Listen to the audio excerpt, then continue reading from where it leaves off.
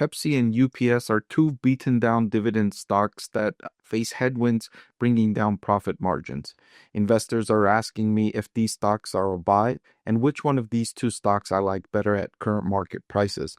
I'll answer that question in this video here, so let's get into it. So to compare Pepsi and UPS, I've pulled up a chart of revenue growth going back a decade, and they've demonstrated solid growth in this time, with UPS increasing revenue from 58 billion all the way up to 90 billion, and PepsiCo increasing revenue from 63 billion all the way up to 92 billion. These two companies will face significant challenges as a result of increasing trade barriers.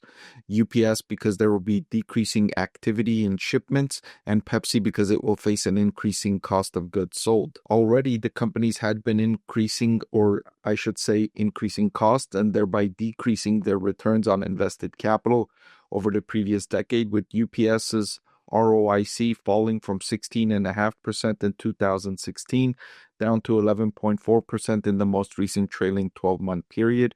UPS's management team is working to improve returns on invested capital by decreasing the capacity in the network, lowering the unit capacity available, and thereby deploying less capital because there's less demand for its services.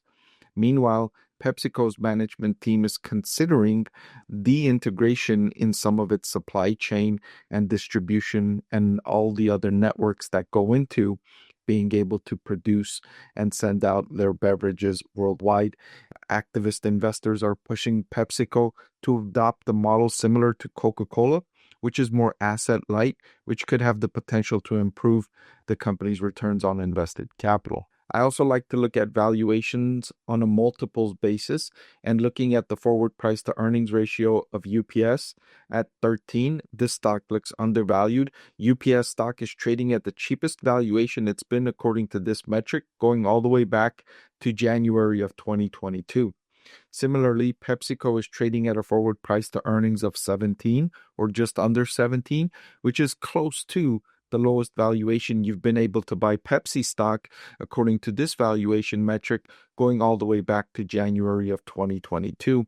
Earlier in July, you were able to buy PepsiCo stock at a forward PE of slightly less than 16, but that's the lowest. So these two, I mentioned, they're beaten down dividend stocks trading near their lowest valuations. Click the link below to watch the full video.